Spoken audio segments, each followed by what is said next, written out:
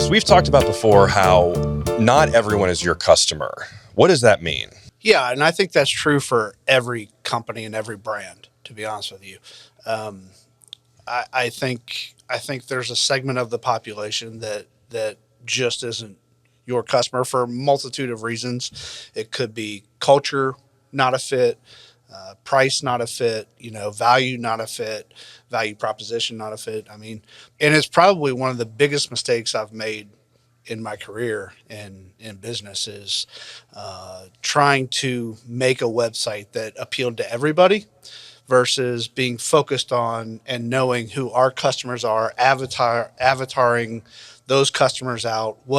Who do they look like? What do they do? And how do I talk to them specifically?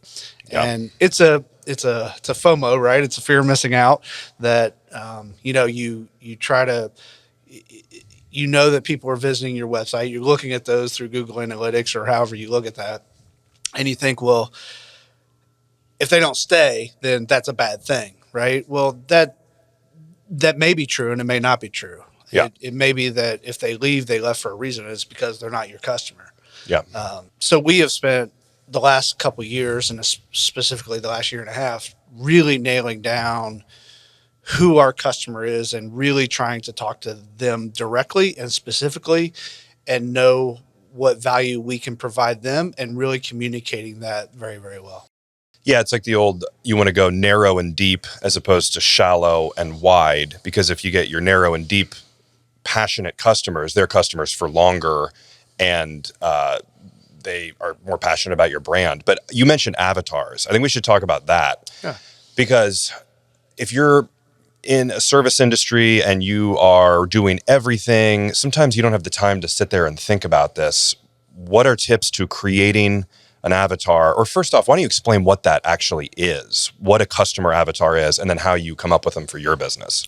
Yeah, so customer avatar is a character that you create that looks a lot like your perfect customer. And so what you do is you start defining what this customer looks like.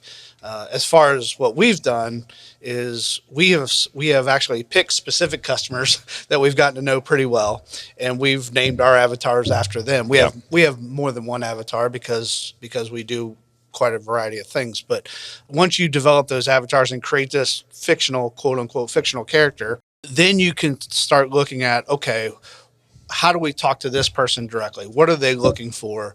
What do they like? What else? What other things are they buying? Mm-hmm. Right? What are they deciding on? I'm going to buy from you versus somebody else, or I'm going to buy this product versus something else, right? Sure. And that something else may be a like kind product, or it may be go on vacation, or there's lots of things that you can do instead of in making purchasing decisions on what you're buying.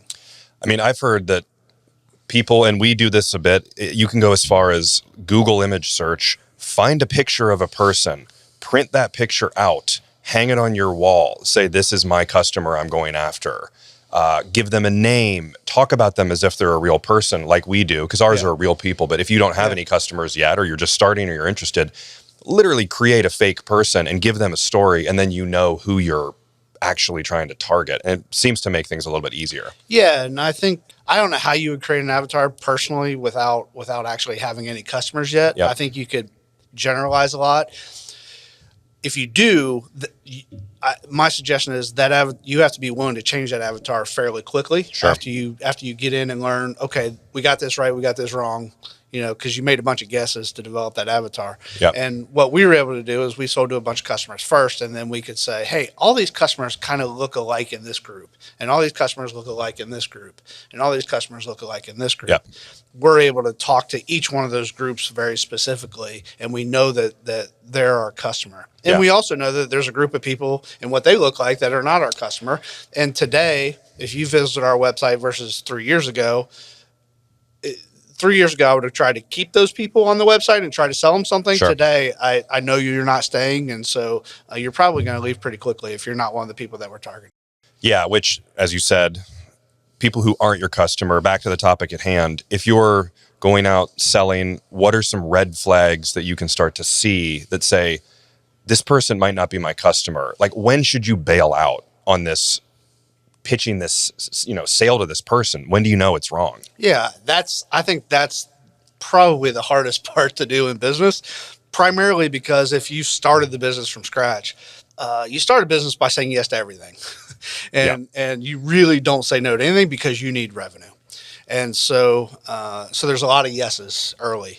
And so you do some things that early on that you wouldn't do as the business matures. Yeah. And then the more you grow, the more you start to say, no, that's not what we do, and even referencing another company, Sure. which we can talk about partnerships Yep. in another episode. Yep. But even referencing another company, because once you start growing and define your niche and kind of what you're really good at and find a group of customers that really like what you do, then you can focus on those people really well. Yeah. Saying no to every job so you can say yes to the right jobs and get more of those seems pretty key. So, all right. So we have our avatars that we use who are our right customers. Yeah. So people know kind of a real world example of it.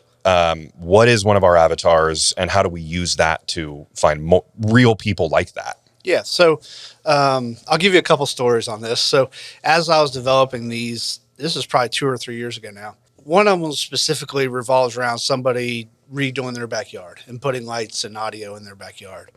And I could nail that person pretty well. I knew how old they were and an age range within 10 to 15 years.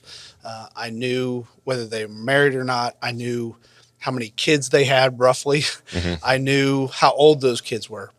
And so I could nail it down pretty well. And I was actually over at a customer's house doing some work.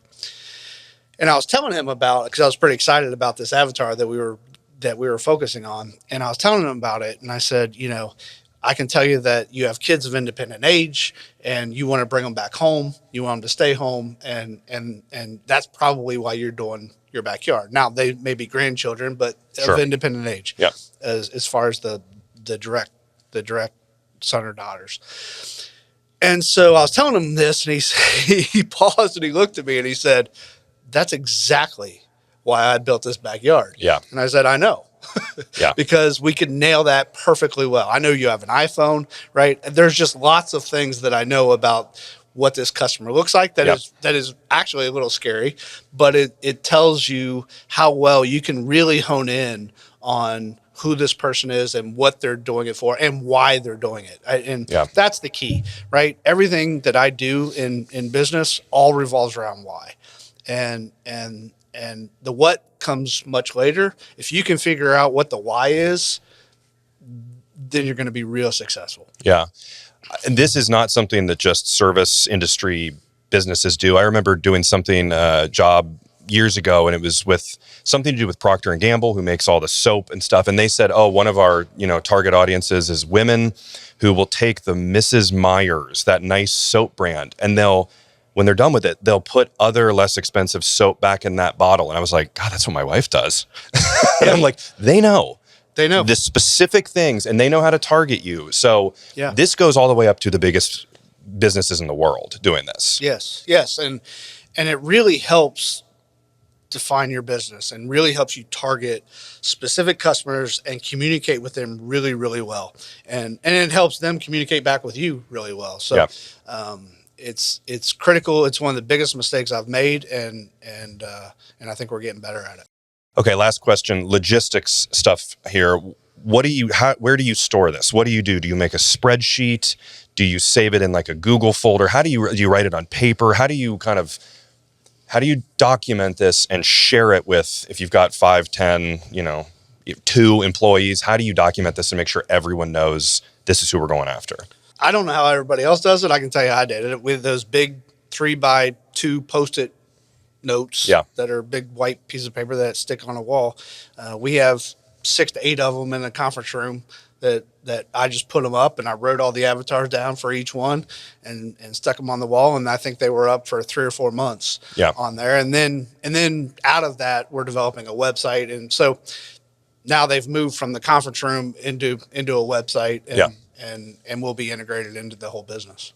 I mean, we've talked about in the past how these customers are looking for a guide to help direct them to get them the result that they want. So this gives you the ability to make you the guide to help them Yeah. to get the result they're looking for, which is kids back home, best looking house on the block, any of your avatars. Yeah. It's you have the role to help them get their end result. Correct. I want my house to feel like Christmas. Yeah. Right. All those things. So, so those are all the things that we talk about almost on a daily basis here. Yep. And those are the things that we have to keep getting better and better at. Cool. Okay, well, we hope you guys enjoyed this. Be sure to subscribe on YouTube. Find us on all the social media platforms at Haven Lighting. And stay tuned for even more business chats here with Chris McCoy. Thanks for watching.